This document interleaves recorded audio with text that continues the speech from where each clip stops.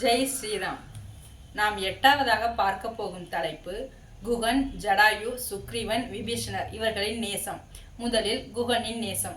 ஆய காளையின் 1000 அம்பிக்கு நாயகன் போர் குகன் என்னும் நாமத்தான் தூய கங்கை துறைவிடும் தொன்மையான் காயும் வில்லினான் கல் திறன் தோழினான் என்று குகனை அறிமுகம் செய்கிறார் கம்பர்.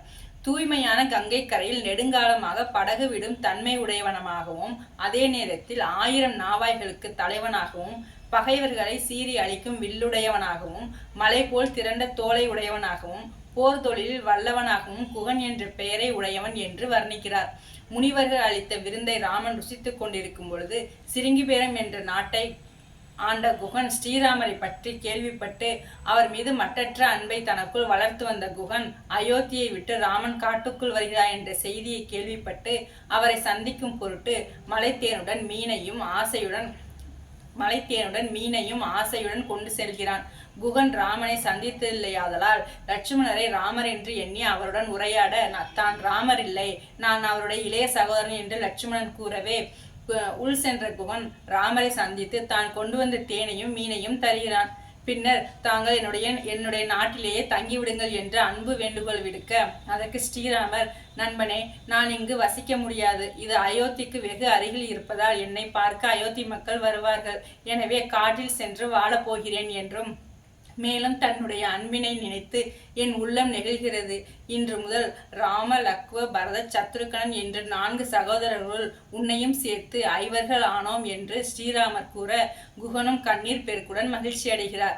இதை கம்பர் துன்பு உளது எனின் அன்றோ சுகம் உளது, அது அன்றி பின்பு உளது இடை மண்ணும் பிரிவு உளது என உன்னேல் முன்பு உளம் ஒரு நாள்வே முடிவு உளது என உண்ணா அன்பு உள இனி நாம் ஓர் 5 உளரானோம் என்று வர்ணிக்கிறார்.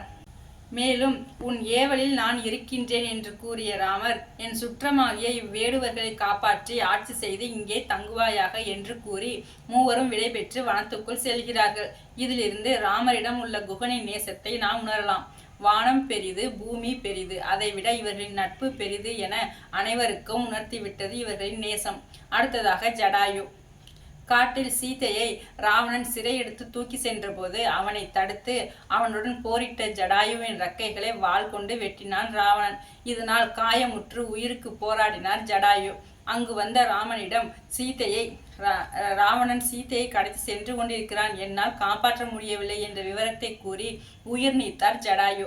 இவ்விடத்தில் ஜடாயுவின் தெய்வ மரணத்தை கம்பர், ஆய பின் அமலன் தானும் ஐய நீ அமைதி என்ன வாயிடை மொழிந்தது அன்றி மற்ற ஒரு செயலும் உண்டோ, போயது அரக்கன் எங்கே புகழ் என புல்லின் வேந்தன் ஓய்வினன் உணர்வும் தேய உரைத்திறன் உயிரும் தீர்ந்தான் என்று வர்ணிக்கிறார்.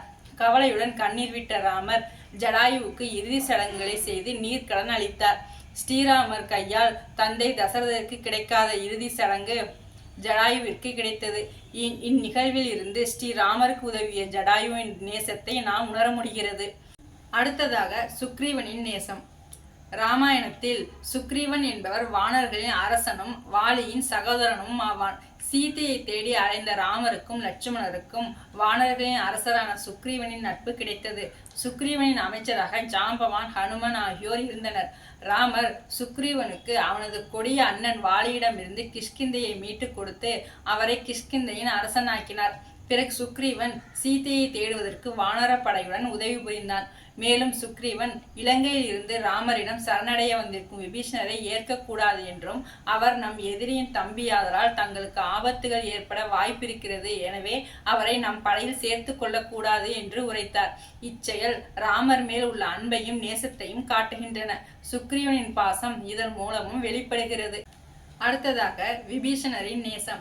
இலங்கையில் ராவணன் அரசவையில் சீதாவை சிறைப்பிடித்து வைத்திருக்கும் ராவணனிடம் விபீஷணர், அண்ணா, தாங்கள் செய்யும் செயல் மிகவும் பாவத்திற்குரியது, எனவே சீதாவை ராமரிடமே ஒப்படைத்து விடுங்கள் என்று விபீஷணர் அறிவுரை கூற ராவணனுக்கு கோபம் அதிகமாகி தனக்கு எதிரான கருத்துக்களை கூறுவதால் ராவணனுக்கு பிடிக்காமல், நான் பெருமையுடன் வாழ்வது உனக்கு பிடிக்கவில்லை, வேறு யாரேனும் என் எதிரி இப்படி பேசியிருந்தால் உயிருடன் விட்டு வைக்க மாட்டேன், என்னுடன் பிறந்த ஒரு தோஷத்திற்காக உன்னை உயிருடன் விட்டு விடுகிறேன் என்று இவ்விடத்தை விட்டு சென்று விடு என்று உரைக்க கடுமையான வார்த்தைகளை கேட்டு தனது கதாயுதத்தை எடுத்துக்கொண்டு 4 நண்பர்களுடன் ஆகாயத்தில் எழும்பி ஸ்ரீராமரிடம் வந்து சரணடைய வந்தார். சுக்ரீவன், அங்கதன் போன்றோரும் விபீஷணரை ஏற்றுக்கொள்ள எதிர்ப்புகள் தெரிவித்தனர்.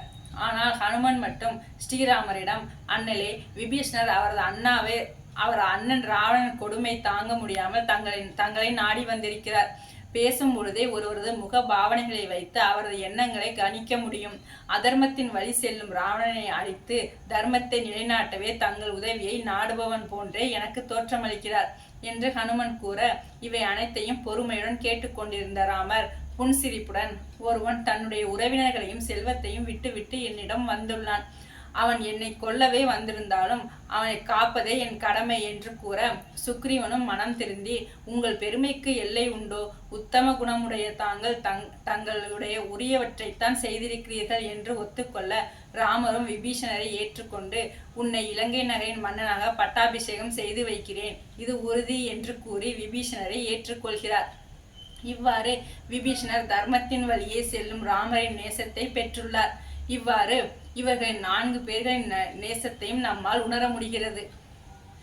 நேசத்தில் பொய்கள் கிடையாது, நேசத்தில் தவறுகள் நடக்காது, நேசத்தில் தன்னலம் இருக்காது. நேசம் என்னும் நூலினால் இந்த பூமியையே கட்டி நிறுத்திவிடலாம். நேசம் என்ற வார்த்தைக்குள் நாமும் சென்று வாழ்ந்து பார்த்தால் தெரியும், இதில் இத்தனை இனிமைகள் இருக்கின்றதா என்று. ஜெய் ஸ்ரீராம்.